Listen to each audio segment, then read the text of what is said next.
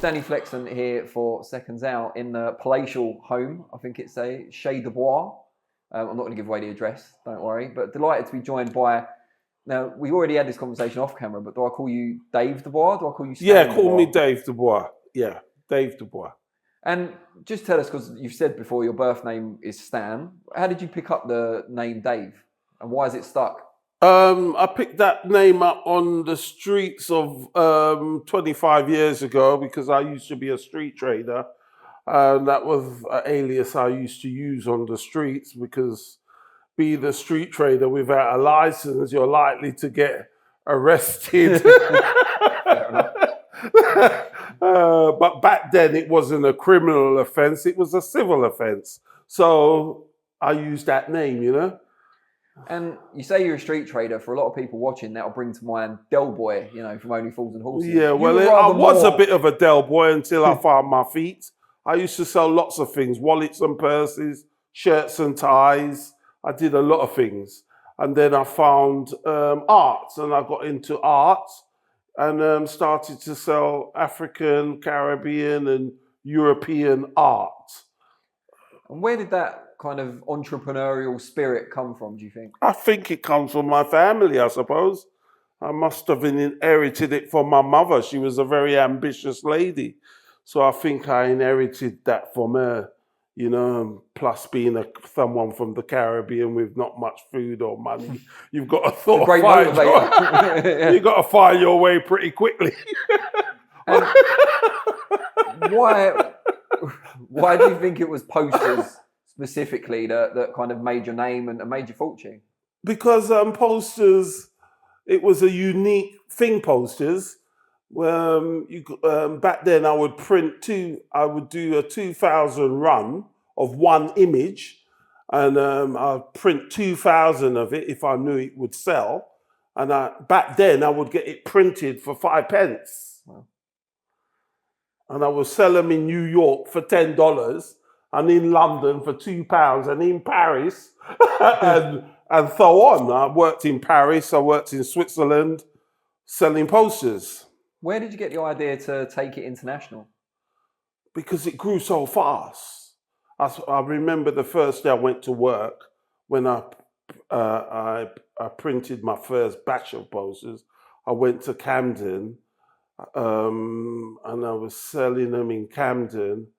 And the following week I had a few Bob Marley posters, and I made like 50 quid with them. But when I started to put my imagination into it and started developing more European art and all types of art, the first day I went to Camden, I think I made £1,000. Wow. And then it just grew from there because I couldn't believe it. I made that's 25 years ago. The first day at work, I made £1,000. So I thought, wow, I'm on to something here. And you did really well in New York, specifically Harlem. Yeah, New York was fantastic. I worked in Washington, D.C. I worked in New York. I worked in festivals in America. The first day in New York, I took 7 guys with me. The first day we got off the plane, we went to visit my father. He lived in Brooklyn. And I asked him, where's the best place? Where does everyone hang out? I've never been to America in my life. And I said, where does everyone hang out? He said, 125th Street in Harlem. So 7 of us got on the D train, went down to Harlem, and I'm really good at what I do. So I set it all up for everyone, and we started working. And the first day in New York, I took £4,000. And so I went back to my father's house, and my dad said, oh, how did you do? I said, we counted the money, and it was £4,000. And he said, did you just make that now? He says, you know how much I earned, my dad? He said, you know how much I earned? Like a week, he was earning a few $100s. Like, he says, you just got off the plane and you've just made £4,000. How could you do that? He says, you can't go back to England, stay here. That's fair enough. So that was exciting. That was the beginning of our ventures in America. So we started to go there every weekend.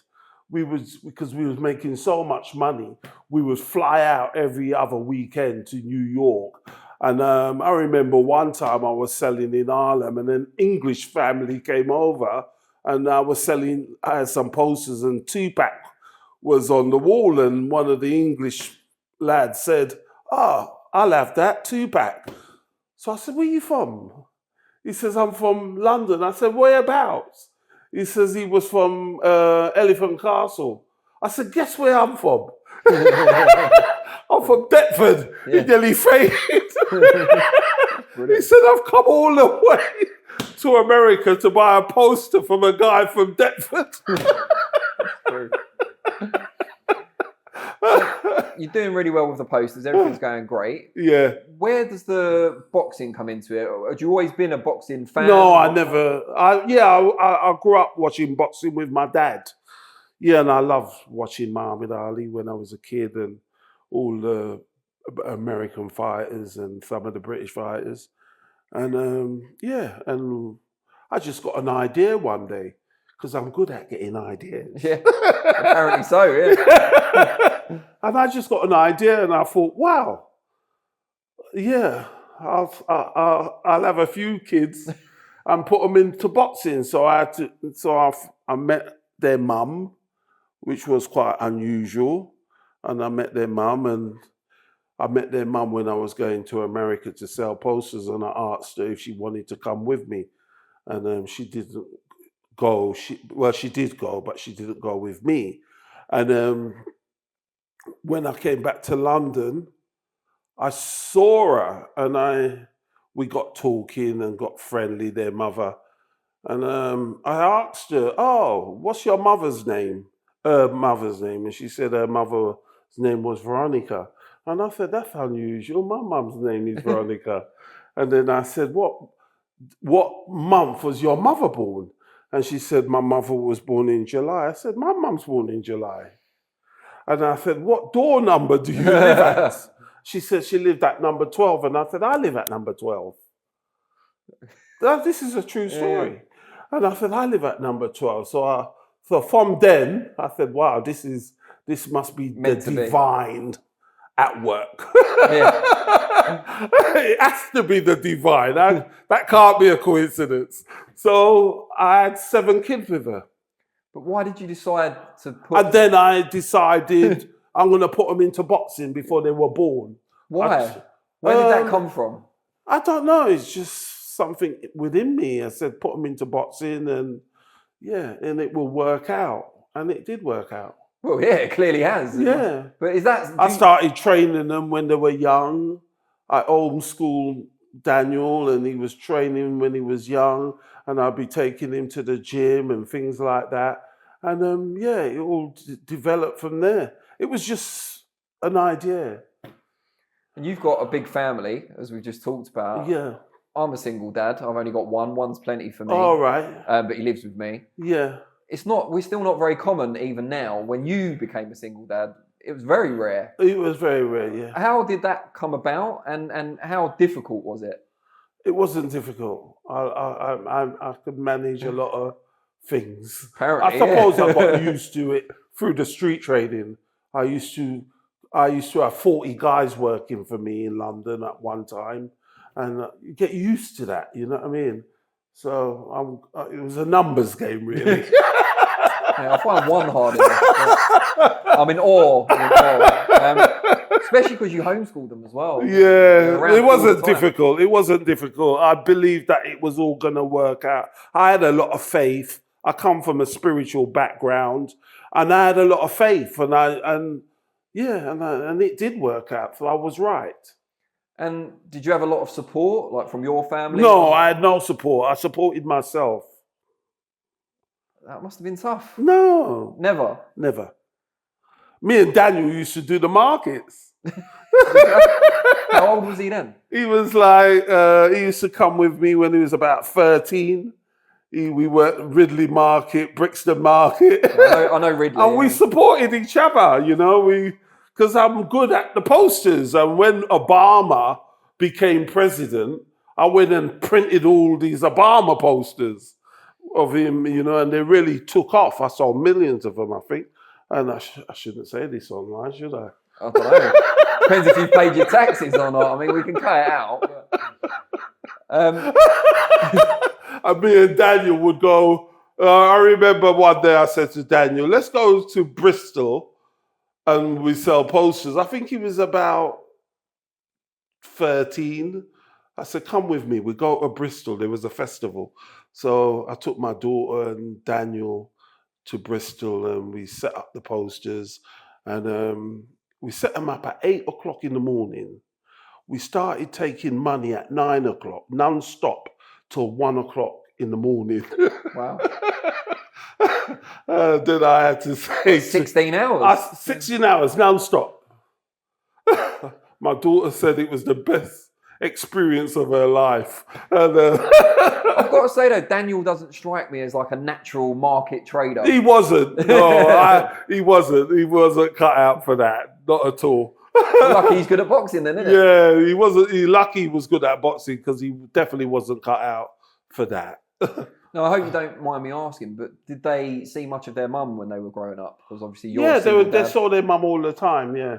And was that? Yeah. Were you all right with that? That was never. Yeah. You spent all your time. She with came and she was there, and she spent time with us, and she was there, and backwards and forwards. When was the first time when, instead of having this dream of your kids getting into boxing, that you thought it could be a reality? When was it? What happened that made you think, oh yeah, this could actually work? I thought that when Daniel was 5 years old. Why? I just well, it did work, and that's what I thought. No, but I told everyone he was going to be world champion. I remember going to Peacock and told a few people in Peacock that, see, this boy is going to be world champion. And they said when I left the building, everyone said he was mad. They probably still say it now, let's be honest. He was bloody crazy. What's he talking about? World champion. And and he became world champion, so I wasn't mad. No. I was on Well, you might have been mad and just got that right. Yeah, I was on point. I'm sure you were right. When did he first start doing boxing type training? Sorry? When did he start doing boxing type training? Like, how old was he? Doing the boxing, maybe about 7. But even just like hitting the pads at home with you? Yeah, that's what we was doing, yeah. hitting the bags, hitting the pads. And it was good fun back then. Then we went to, where did we go? Peacock. Yeah, we went to Peacock. To be honest, I started to go to Peacock when I was a street trader. I used to go there just to keep fit, because sometimes on the streets, you've got turfs, what you've got to control, and other street traders will try to get you off your turf. So you've got to be pretty, nimble. Yeah? Nimble. So I would go to Peacock and do training, just in case another firm came down and tried to kick me off my turf. And you famously used to do a lot of physical training with Daniel and your other kids as well. Yeah. What sort of stuff? Give us a flavour of what sort of age they were and what sort of stuff. Well, they were really young. Yeah, they were really young. But they were all young, They were all young. I would we'd wake up in the morning and they'll all be doing sit-ups and push-ups and splits and things like that. And I would walk into the room and I would say to them, blessed. And they would say back to me, blessed be the Lord my rock, which strengthens my hands for war and my fingers to fight. They were saying this at 5 years old. Where does the physical training aspect come from? Is that something you've always done? I've always done that. I've always been physical on the streets, and it's just my life, I suppose, doing the markets, I had a factory as well in South London. I've had a lot of things. I had a shop in Dominica. I street traded all around the Caribbean. I sold posters all around the Caribbean. I remember in where were we? In Dominica. We were selling posters in Dominica, and we made so much money. The police came to our hotel. They said they were watching me plain clothes. They said, we watched you. You made more money the Kentucky Fried Chicken and everybody who was doing business. And they said, you're not paying anything. You just put them in your suitcase. Go home, yeah. I put the pro posters in my suitcase, went to the Caribbean, and then do what I do. But the police was watching me in Dominica, and they came to my hotel and said, like, and I got a bit scared. I thought, Jesus, do they want a bribe or do they want all the money I made? So I opened up a shop in Dominica. There you go. Yeah, I opened up a shop thinking I was going to go back there and set it all up in Dominica. But as soon as I got to London, I forgot all about it. So I've lost. So it's still there somewhere. Yeah. Brilliant. So I read once that you said that Daniel, even from a young age, could do press-ups for hours. Oh yeah, he used to do press-ups for hours on end. All of them did, to be honest. It's just a part of the training because boxing is a dangerous sport, and if you're not prepared, that's why he's so strong. Because as it was in the beginning, if you're strong in the beginning, you're likely to be strong in the end. But was he already strong? Because not all he was kids born would strong. to He that, was a would they? very strong child. He was strong. Because most kids, if you tried to get them to do press-ups for hours on end, just wouldn't do it, or they give up easily. Or... I know, I suppose because they're in the system. My kids wasn't in the system. I was their system. I was their school teacher. I was their leader. They looked to me. So they did what I said, you know. Did you always know that you were going to be a dad and have that many kids? And yeah, well, I had a family when I was 16 years old. Wow. I had a family. I had 2 kids, and I used to go to work and come home and look after my kids. And I had a wife, and I was 16, and I had 2 children. You know, I lived in Fulham, and it all fell apart because I let the lady take. I know it sounds a bit sexist, but I let her take control of everything. And it all fell apart. So I decided I'll never do that again.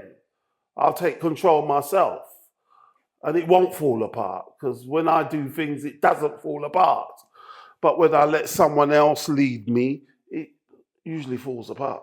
So do you take kind of a business approach that you used for your success? Yeah, I suppose it was, in a way. Fatherhood? Yeah, I suppose it was for the second one around. Because I had a family at 16. And then I had another family again. Well, it wasn't a family. When that family broke up, I met another lady who had 2 children, and I had a child with her, but that didn't work out. And that's when I met my current baby mother, Michelle, and I had 7 children with her. And then you had your... And then by that time, I've gathered a lot of knowledge. And I knew what I needed to do. And they're all successful in very because I gathered areas. a lot of knowledge. You know, I had a family when I was 16. I was like a black traveller. So do you think you need... do you think you needed that experience? Sorry? That's all right. Do you think you needed that experience? Yes, definitely. You needed to fail before you could succeed. you have to fail before you can rise. You can't just rise. There's no fun in it, I suppose. Huh? I agree. Yeah. Not always fun, but yeah. When Daniel was an amateur, he went to a lot of different amateur clubs. Why was that? We never really went. They only noticed us because we were black. Everyone does that. Everyone leaves clubs, and if it doesn't work out in one club, if you're not doing well, you try another club, and that's what I did. When it wasn't working out for him, I went to another club. Everyone does it. All the travellers, everyone does it. What would normally be the reasons for that, though? Would it be that he's not getting enough fights? He wasn't getting enough fights, or I don't know. Some clubs, it just wasn't working out for him. So I would take him somewhere else. And when I went to Del Youth, he won everything. When we was in Repton, he weren't winning anything. So I said, well, let's go Del Youth. And then he started winning. So it was the right decision. Did you ever get much resistance from any of the clubs or the coaches? Oh, all the time, yeah. Not because of me, because I suppose boxing's a funny old sport, isn't it? If you're not a traveller, it might be hard work. What sort of resistance would you get? What was their issue? Then, not really. Repton was good. I just left Repton. I remember leaving Repton and went to the Lynn, and then Repton had a show, and we turned up with the Lynn. That's a bold move. I know. I weren't thinking, to be honest. And I turned up with the Lynn, and that's when I realised, because maybe I didn't understand how it all worked at the time, the politics. I suppose I was a bit naive. I didn't understand how it worked. I was just leaving clubs to help my son. I weren't thinking about what they were thinking about. I was more thinking about my son. Was the plan always to have Daniel go professional quite young? No, not really. I wanted him to go to the Olympics and stuff. But yeah, one day I went to, where was it? Peacock. We were training in Peacock. And that's where it all started, I suppose. They wanted him to turn over Peacock Gym. And yeah, and I suppose we took the offer that they offered us and we turned over, you know? Do you ever regret it now that you didn't get more international experience, senior experience? Because I didn't understand back then. Now I understand it's better to get a bit more boxing experience as an amateur. Do you know what I mean? Yeah, but Daniel was so strong. I suppose he learned on the job, really, Daniel. He just learned on the job. A lot of ups and downs, and now he's a bit more mature and he's grown up. He's able to find his feet a lot better. And we talked about how you move through different amateur clubs. You see it as just normal. If it's not working out, go somewhere else. Yeah, that's how I looked at it. I didn't know they were looking at me, though. Yeah, apparently. Yeah, they were. I started hearing things. But I weren't looking at none of it. I was just looking at my kid. I said, if he ain't doing well there, like Caroline, when we went to Repton, I said to Caroline, they don't want boys there, so let's disguise you as a boy. I'll call you Colin. You know, I'm a street trader, you know what I mean? I come up with all these ideas. Dave and Colin, yeah. So I said, Caroline, we'll call you Colin. We'll get up there, because I realised she could box. I didn't want her to box. I don't like women boxing, to be honest. And I don't. So I didn't want her to box because I don't like women boxing. But she's a good boxer. So I said, wow, you can box. One day she was crying when I got home, and I said, what are you crying for? She said she wants to box. I said, you can't box. You're a woman. So she says, I can. I've been practicing. So I said, show me. So, and I said, wow, you're not bad, are you? So I said, wow, you're not bad. You're pretty good.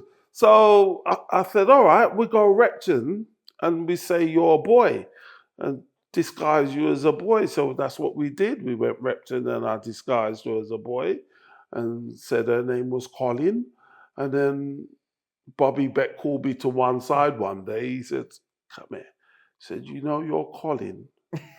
That's one for the future. I thought you were going to say, told you it was a girl and you had to act surprised. No, he said, that's one for the future. And I said, wow, bloody hell. And then she had a spar with a boy and made the boy cry. So I said to the dad, do you know that Colin's a girl, don't you?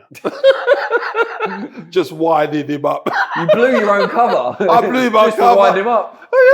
Yeah. I'd probably have done the he was same. pissing me off, the dad. So I had to give him it. I said, tell him straight. Yeah, I told him straight because he was pissing me off. So I said, you know, Colin, my son, it's not a son, it's a girl. So that was that. And then Bobby Beck come up to me the following week and said, we got a fight for Colin. So I said, Caroline, what we going to do? They've got you a fight.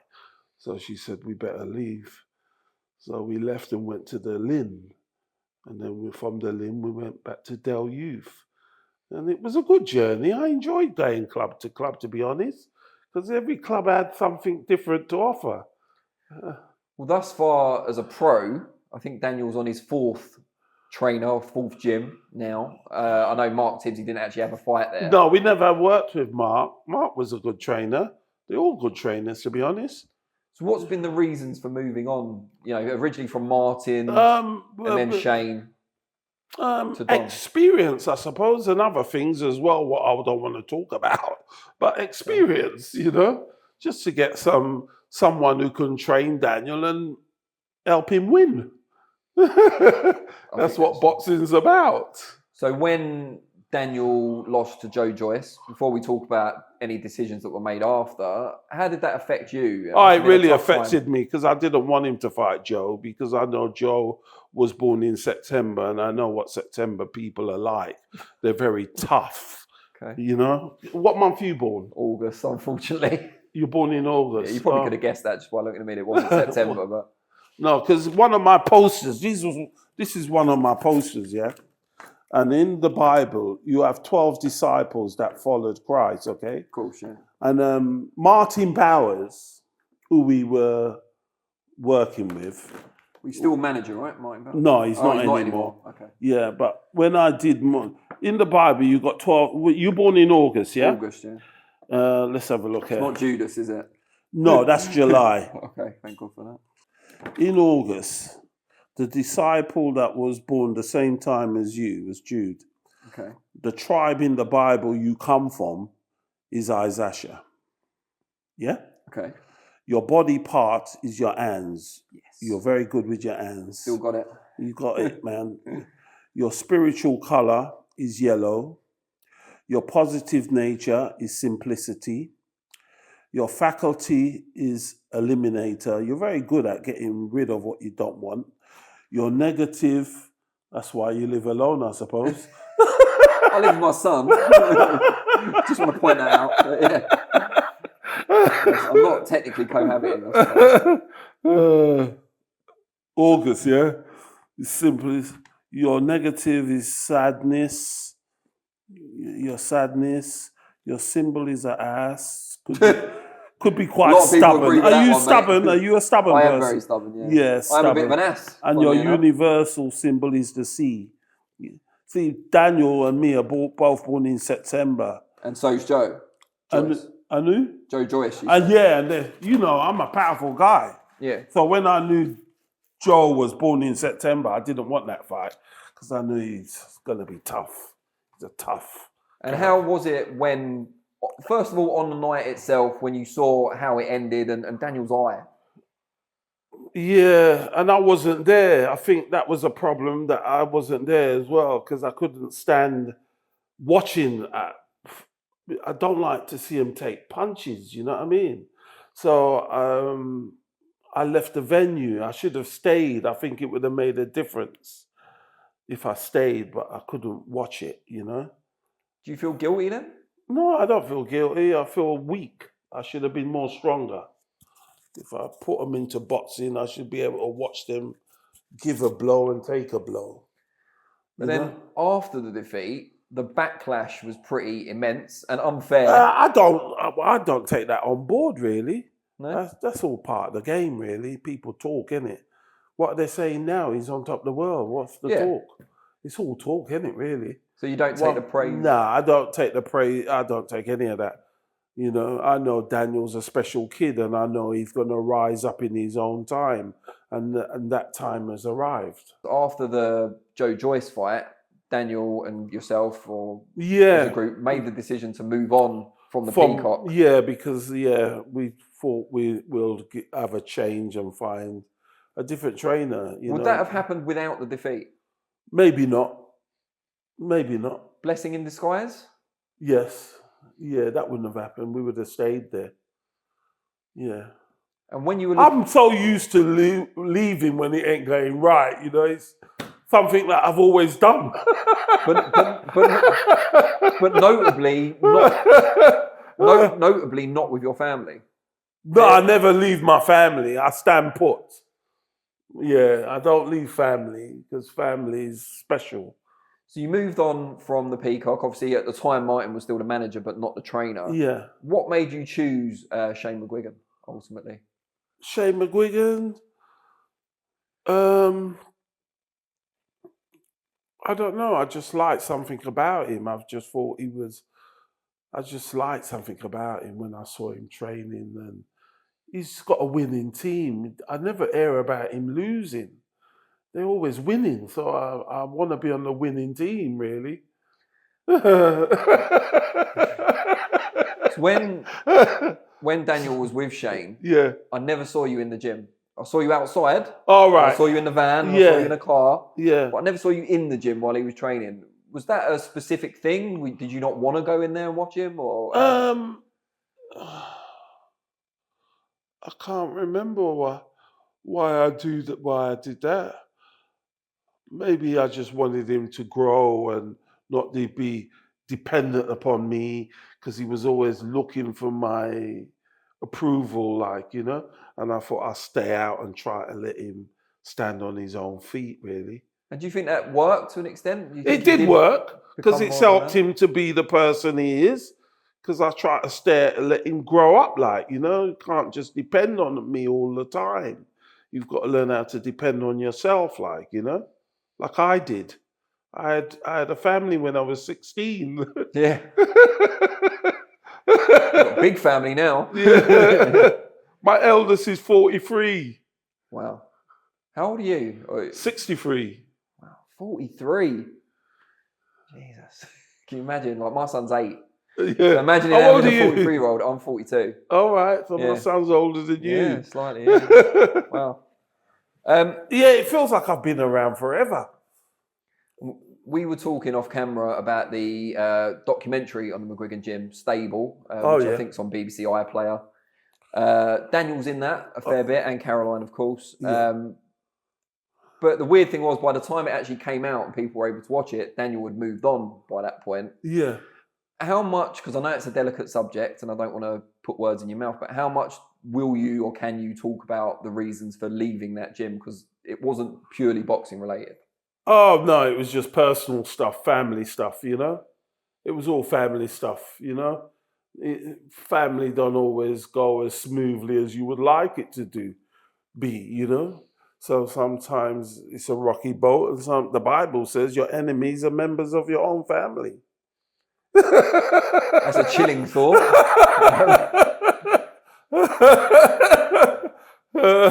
No, again, I don't want to put words. It just doesn't, things. I suppose because I've never liked female boxing, I'm not always encouraging my daughter. You know what I mean? I'm more encouraging Daniel, because that's how it was from the beginning. She just wanted to box, but I don't really like female boxing. I don't like the idea of women getting punched in the face and changing their personality and getting too masculine. I find a lot of them become very masculine, and lose their feminine side. I don't think that's an uncommon attitude, especially among men of your generation. Yeah, I suppose so, and that's what I'm like. I started seeing a change in my daughter, which I didn't like. And I brought my son in to do the boxing, and she just so happened to be good at it. And Was there an element of disappointment in that it meant Daniel had to move to a different gym? Because he was looking good. Yeah, he was looking good. Yeah, we had to go to a different gym because we fell out. Me and my daughter fell out. And she went her separate ways. So I told Shane she can stay here. Me and Daniel will move on, because she's a girl. I didn't want her to having to go and find a gym or anything like that. She's my daughter. So I said, she'll stay here and me and Daniel will leave. How hard was that for you? No, it wasn't that hard. It's just life, isn't it? From the womb to the tomb. We all meet up in the spirit world anyhow. And this is just a physical journey. just the final question on this subject, because it is delicate. Have you been able to repair that relationship with? Oh yeah, well, not. There's nothing really to repair. That's life. People on different paths. Sometimes it's just written that way. Do you know what I mean? So wish her all the best. Yeah, I wish them all the best, everyone, Wish them all the best. You know what I mean? Going back to Daniel, he then moved on to Don Charles. Now, it's been kind of almost universally praised that was the right decision. He's the right man for Daniel. Do you agree with that? And if so, why? What makes him perfect for Daniel? Don's a very passionate guy, and he puts his art into what he does, and if it's working out, it's working out. Not much to question about it when we're winning. It's only when we're losing I start questioning.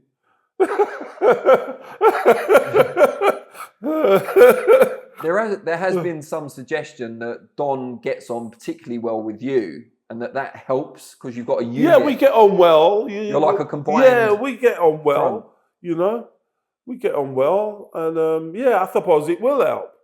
Shane and McGuigan's, it was a bit different, I suppose.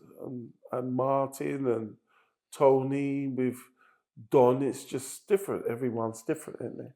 Well, they bring a different thing. Spencer Fearon, I interviewed him, I don't know, 6 months ago maybe, and we were talking about this. Yeah. And he was of the opinion that Don is a better fit for Daniel because of a certain amount of shared cultural identity.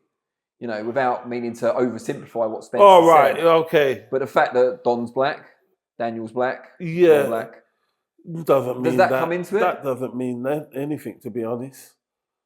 No, that don't come into it, to be honest. There's no element of, shared background, shared culture? Not really. I'm a Caribbean, he's African, we don't get along, the Africans. That is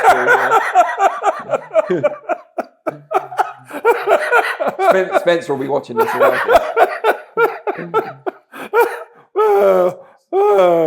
So it's more just, what they bonded particularly well, would you say? Yeah, I suppose so. They bond well. Yeah.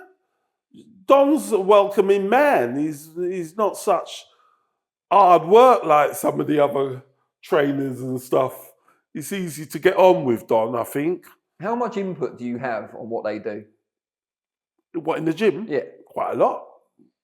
They listen to me. I tell them what, And is that in terms of tactics for a particular fight? Yeah, I tell them the tactics as well. And they listen. That's what I like about Don. A lot of the other coaches wouldn't listen. They think they know it all, innit? But I'm a special guy.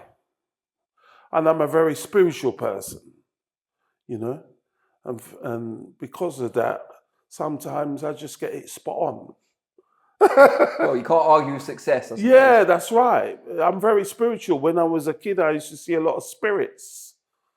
I suppose it's a cultural thing. So in Africa and places of the Caribbean, there's a stronger spiritual element in the black community. And I know what it is because I've experienced it. So maybe Spencer was right. Yeah, no, it's not to do, maybe on that aspect, you know what I mean? Yeah, I've experienced a lot of spiritual things when I was a child, and a lot of spiritual things have happened to me.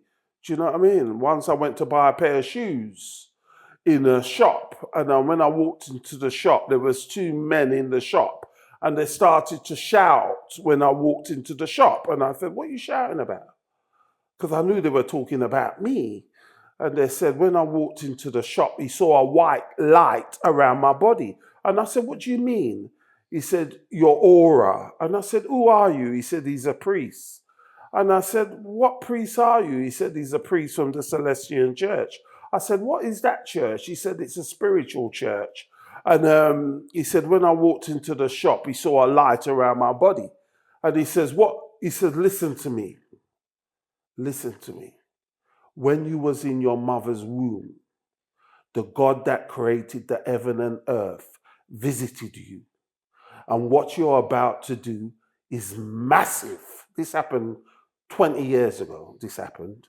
He says, "What you're about to do is massive." And I said, "What?" And he said, "Listen, you are already in heaven." Wow. And I said what you said. Wow. I'm just thinking no one's ever said that to me. said, Yeah. wow. No one's ever said that to me. Yeah, because Unfortunately, it's a wonderful thing, because I used to have so much visitation as a child from peculiar things. And it happened to my mom and it happened to my father, spiritual things, Yeah.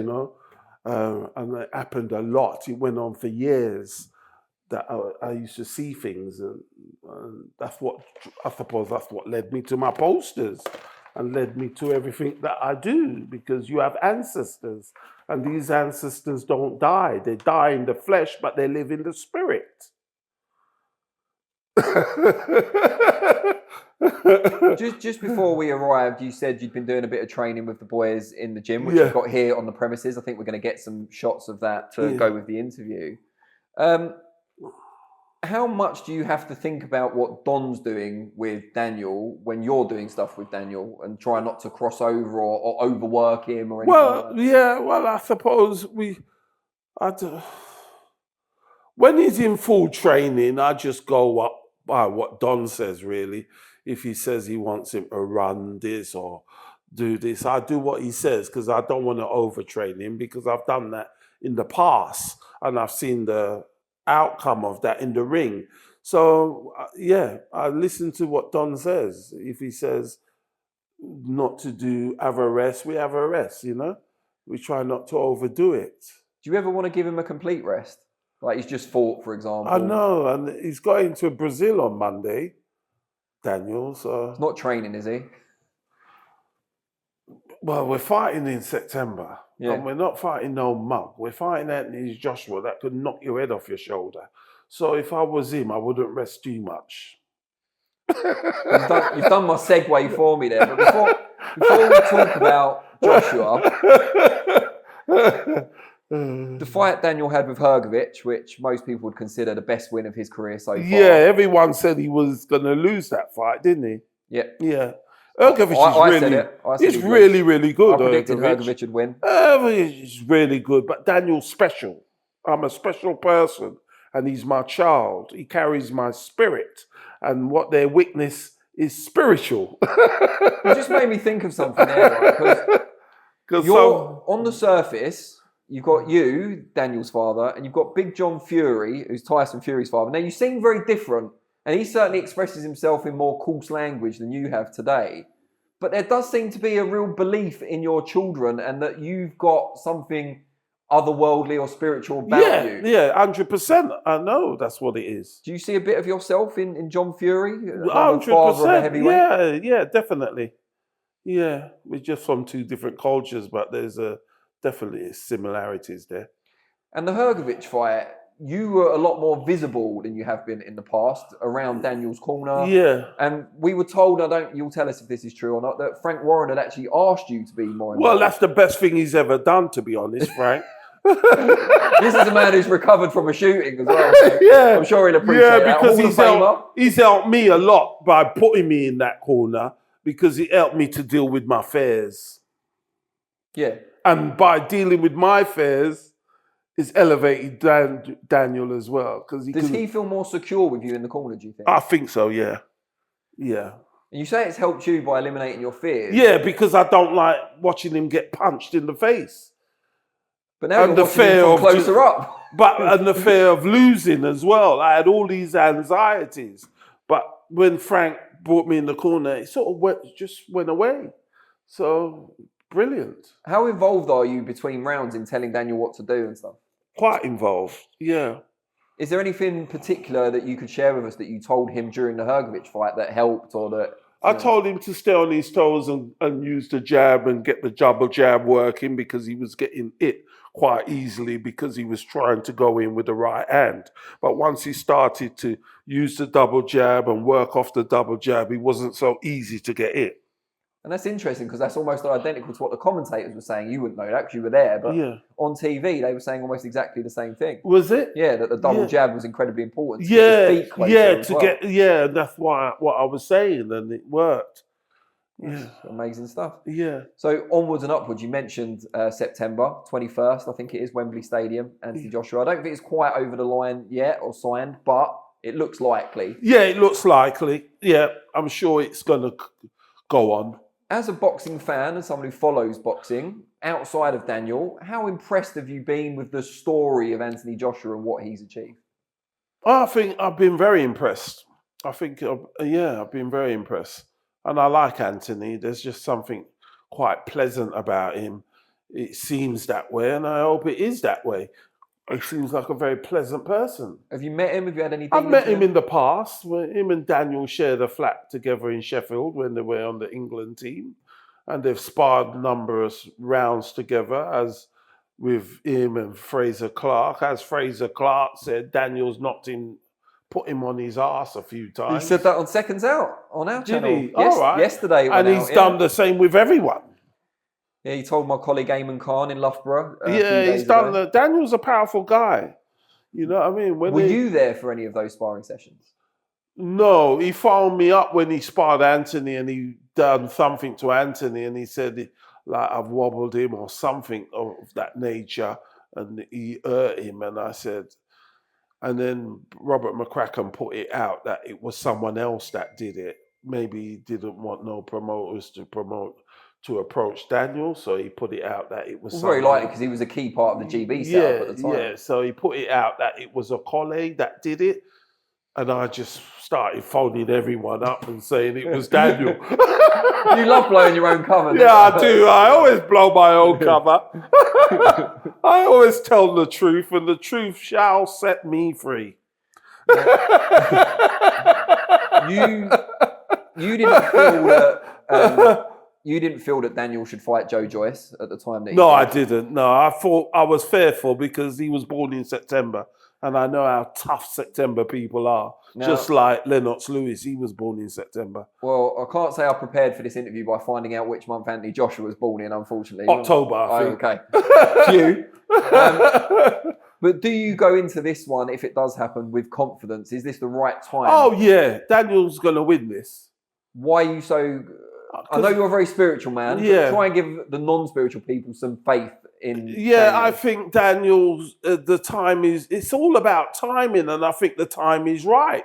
He's maturing, he's getting stronger within himself, and he's knowing himself a lot better, and he's just going to knock him out.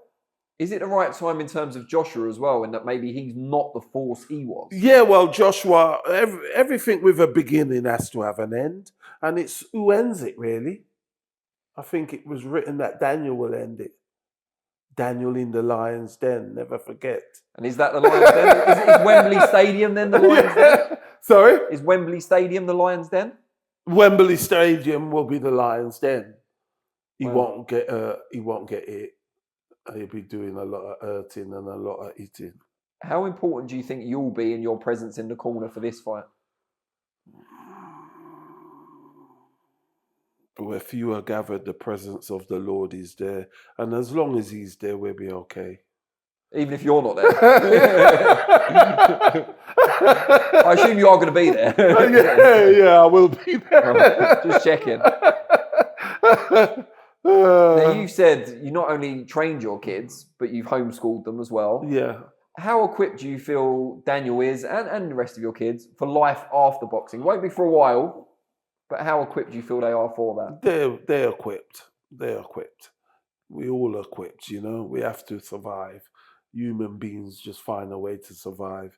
There's many people in the world that's in a bad situation, and they find a way to survive, you know. So... they're in a better position, I would say. What do you see Daniel doing? I mean, he might never have to work again, but, you know, what would you see him doing to fill his time when boxing's done? Selling posters. Really? You said he wasn't a natural market trader, I mean. Well, we're not doing markets no more. Anymore, yeah. We've elevated from that now. That was... All right, well, fair enough. You said you've raised two families really now. Yeah, I've raised two families. Been very successful. Maybe three. Yeah, three. Been very successful from a business perspective. Yeah. What goals do you still have left in life?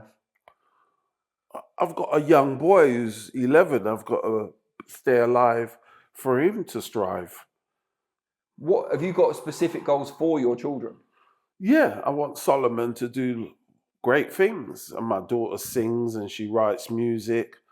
Jadine, and she runs the old ship. And Solomon is the next one coming through in the boxing world.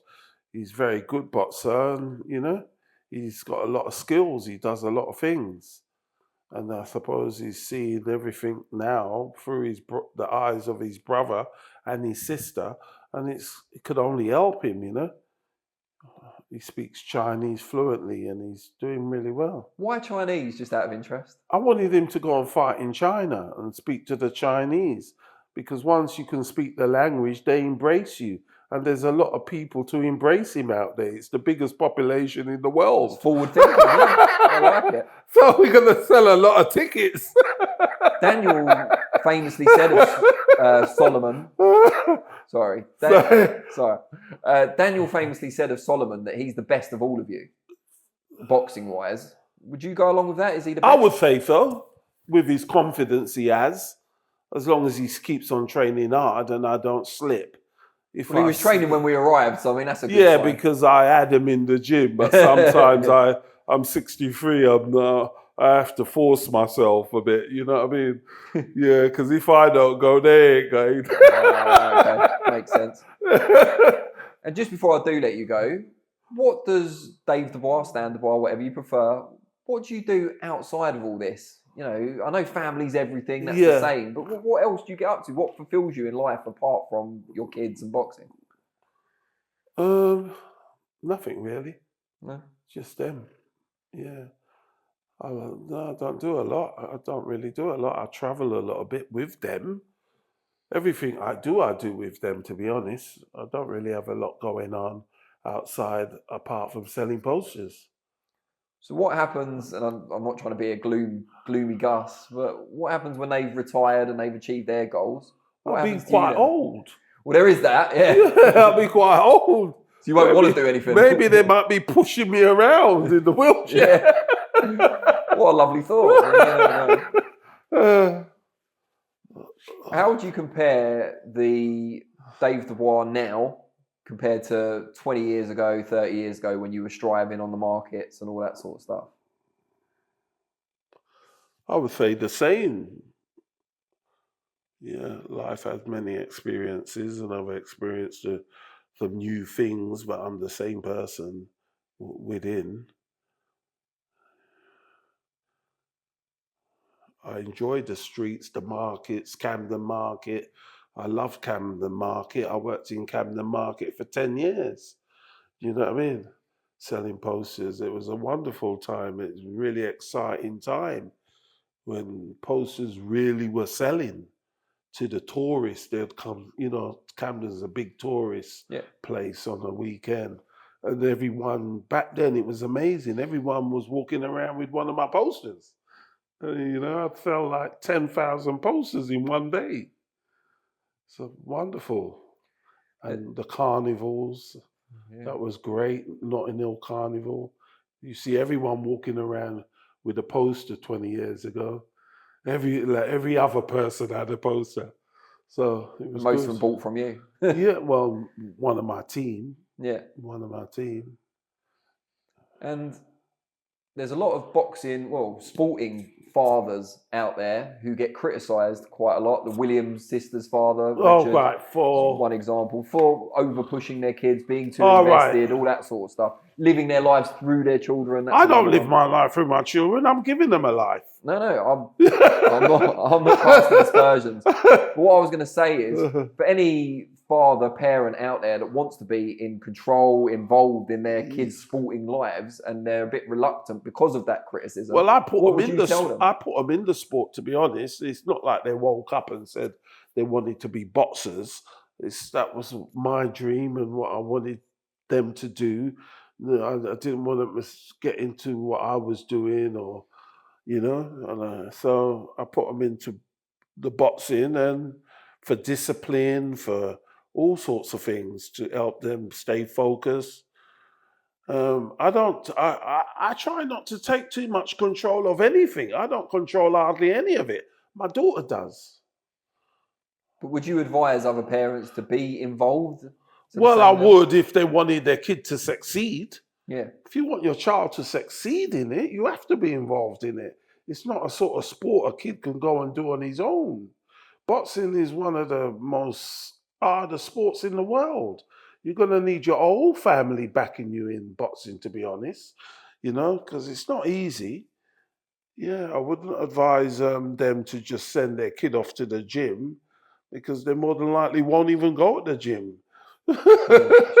Huh? That's true. Yeah, they won't go to the gym. Who wants to go to the gym? No one wants to. Yeah. No one would want to go to the gym. It's something the parent has to do. If you want a fighter, you've got to take your child to the gym. Well, they're not going to go to the gym. What kid wants to get punched in the face? Huh? I don't think any grown-ups want to You get punched in the face, to be honest.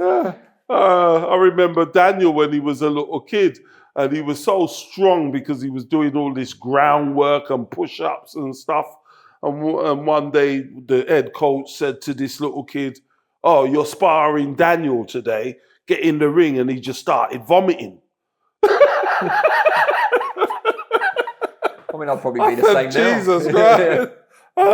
They were all petrified of Daniel. He was like a little robot. He's a big kid for He his was age as strong. well, wasn't he? No, he wasn't that No? big. He was just strong to the core because of how he lived. He trained so hard as a child. He was so strong, So all the other kids was really fearful. I remember one kid saying to him, "When we spar, you hit me, then I hit you back." No. Then you hit me. Yeah.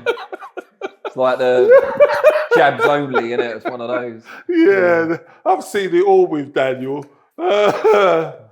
So now he's coming alive. Daniel's going to be reigning in the boxing world for a long time because it was written, I suppose. Some things are just written.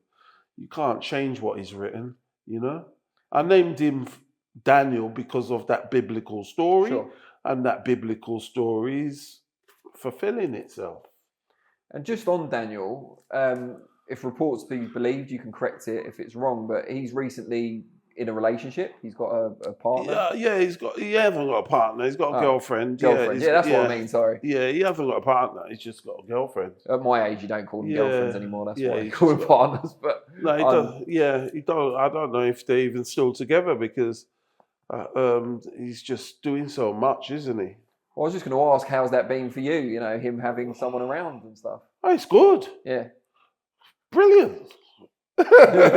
I had someone when I was 16 years old. Well, yeah. You had kids as well, so I mean. I had a family at 16. Yeah. You might not like that so much. I would love him to have kids. Right, Even during his career? Yeah. Because some people are quite protective over I that. know. No, I don't. I would love him to have kids now. It shouldn't stop him from fighting, should it? No, I mean, I don't think so. No, I Depends don't. how hands-on he wants to be, I No, suppose. I don't think that will bother him. I think it's a good thing to have a family. Look at Tyson. He's got 7 children. Yeah? Tyson Fury. Yeah, I know. He's got like 7 kids and he's still kicking ass, isn't he? Very good Do you point. know what I mean? I think it's a good thing. It makes you gives you more focus. You know what you're fighting for. You've got your child, your wife. It's a better thing.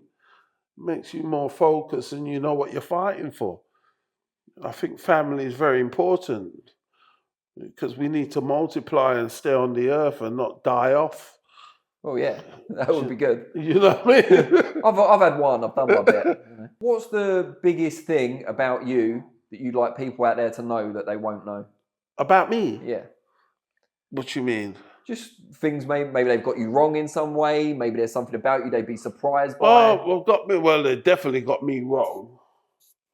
They will definitely get me wrong. You know what I mean? What would surprise them about you? What could you tell us about you that people would be surprised by or shocked by? I don't know really. I love music. I love art. I love nice things and nice people. Yeah.